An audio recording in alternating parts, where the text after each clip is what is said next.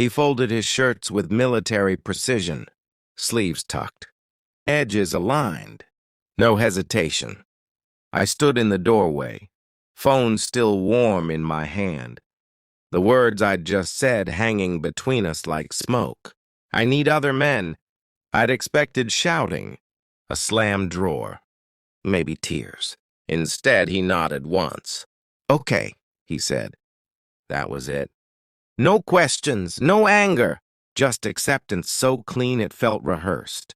My chest tightened, not from regret but from recognition. People don't leave that calmly unless they've already gone somewhere else. He zipped the suitcase slowly, deliberately, like he wanted me to notice how little this cost him. I watched his reflection in the mirror. He wouldn't look at me. That's when the first crack opened. Not jealousy, suspicion. Because men who are blindsided don't pack like this. They break. He lifted the suitcase, paused, then said quietly, "I'll be in touch." The door closed without a sound. I stood there long after his footsteps faded, listening to the silence settle into the apartment. Then I smiled, because now I was certain. We'd been together 4 years. 4 years of routines, shared passwords, soft lies dressed as comfort. I replayed the last 6 months in my head like surveillance footage. The late meetings, the phone always face down, the sudden gym obsession, and the way he'd stopped asking where I was. That was the detail that mattered. When someone stops being curious about you, it's not peace, it's replacement. I sat at the kitchen table and opened my laptop. I didn't cry.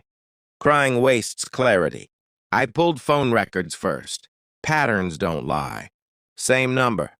Same window of time. Always when I was asleep. Then the emails. Archived, not deleted. Careless. Hotel confirmations forwarded to a private address. A name I didn't recognize.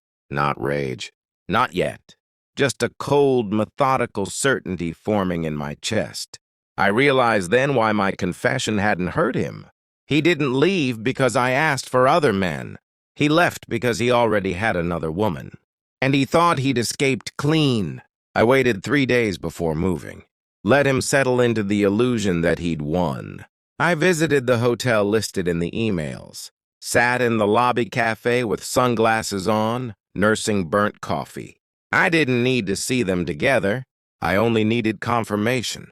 The clerk smiled too easily when I asked about extended stays. People always tell you more than they should. I drove home calm, hands steady on the wheel.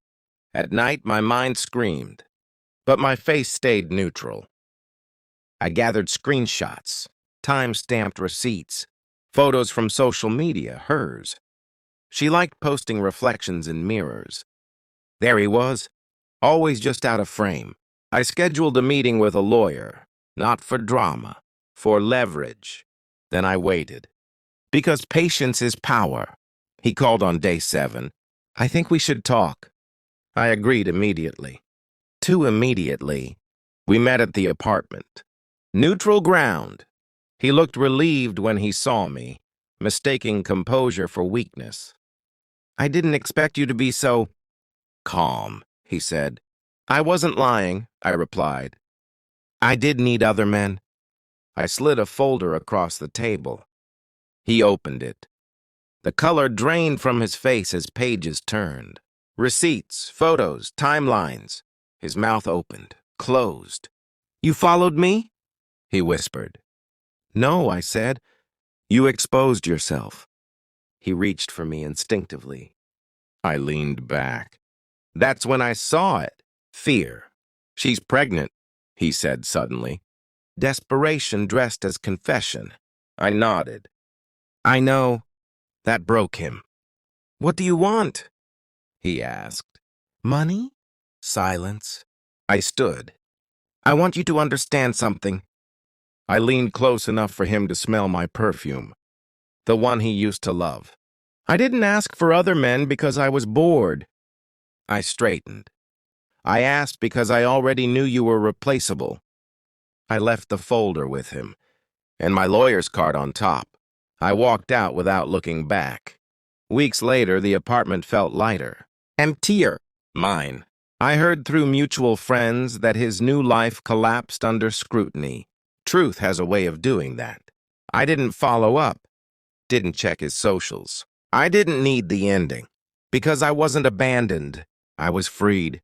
And the moment he packed his bags so calmly, that was the moment I stopped loving him. I just hadn't told him yet.